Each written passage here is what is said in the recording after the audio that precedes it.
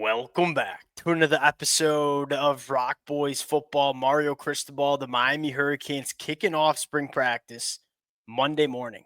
We are a little over 72 hours from spring ball starting up for this program, and there are so many exciting storylines heading into spring practice. I mean, it starts at the quarterback spot. It starts with a brand new coaching staff on the defensive side of the football. What are we most excited for? I think more importantly, what are we most looking to hear out of the Miami Hurricanes spring practice session? That's what I want to get into now. Before we do, and as always, to the Miami fans, let it fly in the comment section. It's no secret that we're going to be talking a lot about this football program over the next couple of weeks, and a lot of the stuff that y'all throw down in the comment section is the stuff that we're going to be talking about.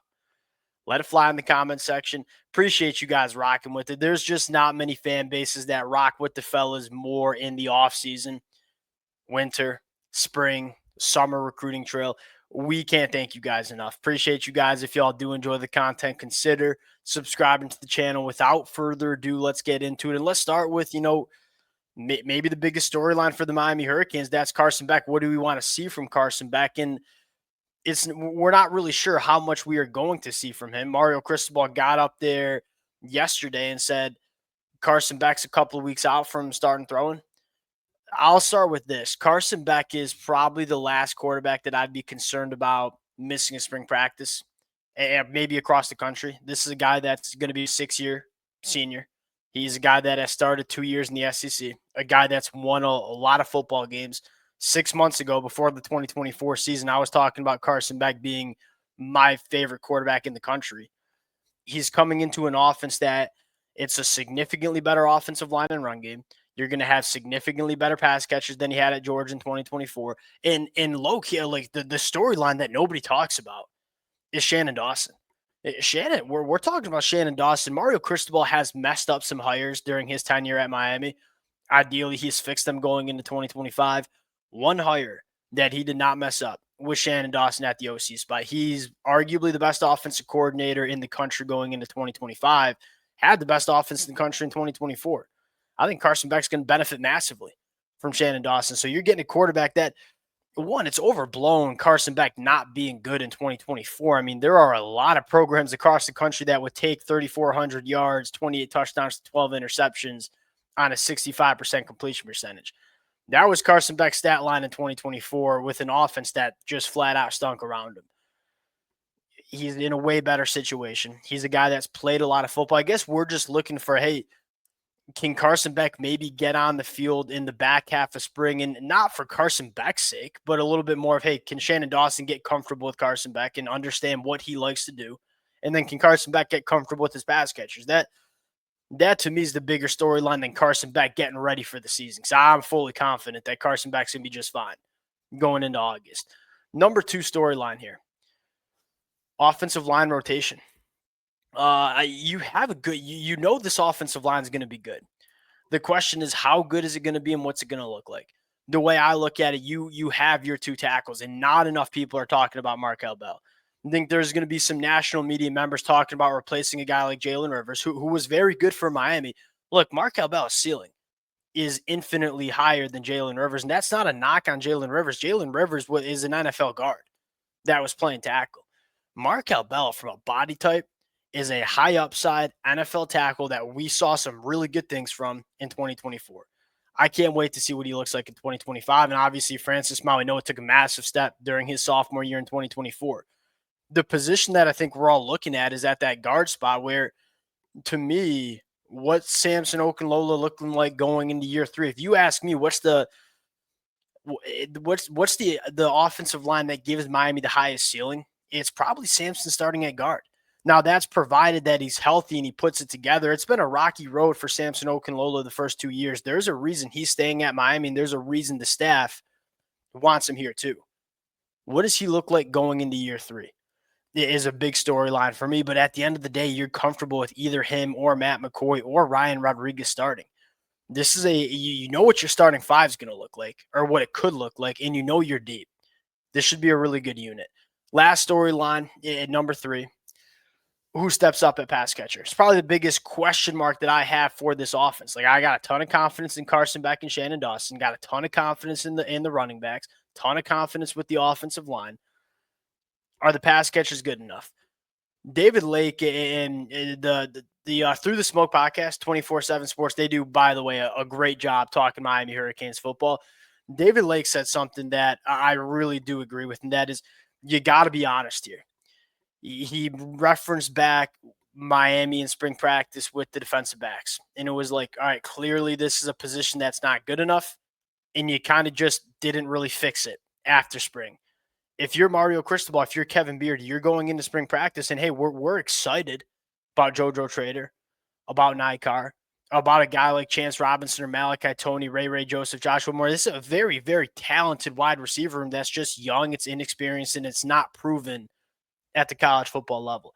I look at 2025 as a year that Miami can win an ACC championship, be a dangerous team in the college football playoffs. You got to be honest with your evaluation out of spring practice. If it's not good enough, you have to address it in the portal. Now, there's a very real shot that it becomes good enough, and this is a position that's not a concern going into 2025. But if it is, you got to make sure you address it, because the one time we saw Carson Beck getting a little bit of hot water is when he didn't have the pass catchers around him. You give Carson Beck the pass catchers, he's going to be just fine. He's not going to be just fine. He's going to be very, very good. But you got to make sure you put that stuff around him. I'm interested to see what we hear from Elijah Lofton as the true tight end one in this offense too. Last year was kind of that utility piece. Now I think he's that legit tight end one that can be a legitimate difference maker. And we talk about it all the time. Elijah Lofton is a smaller tight end, so nobody really talks about what he can do blocking. Dude is a absolute dog in the run blocking department. I think Elijah Lofton, there's a very real chance that Elijah Lofton is one of the marquee pass catchers in this Miami Hurricanes offense, which makes sense for a lot of Miami Hurricane fans, because who did Carson Beck love to throw the football to at Georgia? Yeah, them tight ends, especially a guy like Brock Bowers in 2023. I'm also now I'm kind of going off my notes a little bit here, but Mark Fletcher, Jordan Lyle.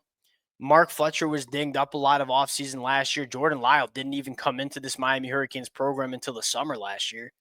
What do these two guys look like healthy and present for spring practice? And who kind of emerges? Right, this is two really good running backs that I would probably project they're going to split time. What if one kind of emerges? If one does emerge, they're studs heading into 2025. So I'm intrigued with the running back position too. Now, the defensive side of the football, we got just as many storylines, right? My biggest storyline here is year two defensive linemen. And I know a lot of Miami Hurricane fans would go to the secondary and talk about the secondary getting better, and we're going to talk about that in the next couple of minutes. To me, what does every dominant defense have in common over the last 2 decades of college football? Go back to the Michigan defense that we saw in 2023. Go back to the Georgia defenses that we saw in 2021 and in 2022. All of these programs that have had elite defenses, it starts on the defensive line. Mario Cristobal and Miami have invested a ton of resources on the recruiting trail, stacking legit difference makers. And there's a bunch of guys that are going into year two of their college football careers that could be, for lack of a better term, just difference makers for this Miami Hurricanes defensive line. Justin Scott, Armando Blunt, a guy like Marquise Lightfoot, a guy like Booker Pickett, Cole McConaughey. That's not to mention guys like Ruben Bain, or a guy like David Blake coming into the transfer portal, or a guy like Ahmad Moten, who played some very good football for Miami at the end of 2024. I guess what I'm trying to say here is there is so much upside on this defensive line, and we don't need every single one to break out. Chances are maybe Marquise Lightfoot or Booker Pickett need one more year. But can it be Cole McConaughey? Can it be a guy like Armando Blunt? Can it be a guy like Justin Scott? It's a numbers game. I ain't much of a numbers guy, but it's a numbers game. When you have that much blue chip talent on the defensive line, you just need some of them to step up. And if you do get that, that's step one for Miami's defense, taking a massive step in the right direction in 2025. Next one is the new coaching staff, and I don't think we'll hear too much regarding scheme. We're probably going to have to wait, and we kind of know what Corey Hetherman brings to the table after doing our film study on Minnesota's defense, but we're going to have to wait to see what it looks like until the spring game, and then probably not even going to know much in the spring game. But until we roll into the season. What I'm more intrigued with is the player usage. And that's one of the things that you talk about every great defensive coordinator. They know how to put their guys in the right spots. I mean, you look at a guy like Akeem Mesidor up front. Is he working out on the edge? Is he working more at the three tech? A guy that can do both. Can we put him in the right spot for him to be a really solid football player for Miami? What about going to the back end? Guy like Zaquan Patterson. Do we leave Zaquan Patterson as a high safety? Do we try to work him into the box more? That's a guy that I think would excel closer to the line of scrimmage.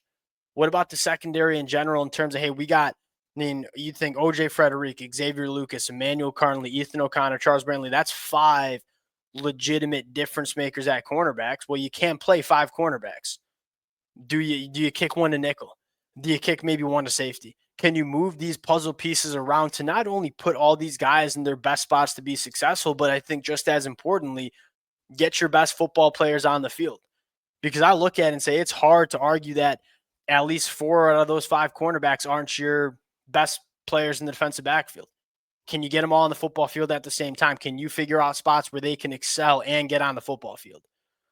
There's a lot of storylines. And then I would probably throw in the true freshman additions too. Hayden Lowe looks like a freak. I just saw the pictures of him coming out of winter workouts. These kids coming out of high school. I mean, I go back and look at myself coming out of high school as like a 150-pound like nerd. These kids are just different. I mean, Hayden Lowe looks like he could be 24 years old right now. Is built like an absolute brick house. Kellen Wiley's put on a ton of weight. Kellen Wiley, when he committed to Miami, when he was kind of getting recruited, was this long, wiry linebacker that was really good at really athletic. He looks like a power 4 linebacker. And so what do these true freshmen look like coming in as well? I don't think all of them play, but a guy like Hayden Lowe and potentially Kellen Wiley, they're going to have an opportunity. You know, I'd argue that Hayden Lowe has a better chance to play than a guy like Marquise Lightfoot or Booker Pickett, because Hayden Lowe, he looks the part immediately. Where Marquise Lightfoot and Booker Pickett, we knew would need a year or two. Hayden Lowe don't need a year. The dude's ready. A lot of really fun storylines.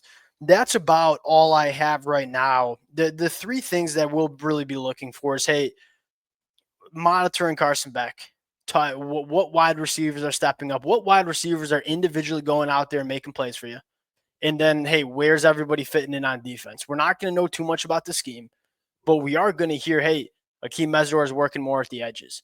Or, hey, Charles Brantley maybe moved to nickel. Or maybe a guy like Ethan O'Connor moved back to safety. We're going to hear some of that too. And that's kind of what I'm looking for.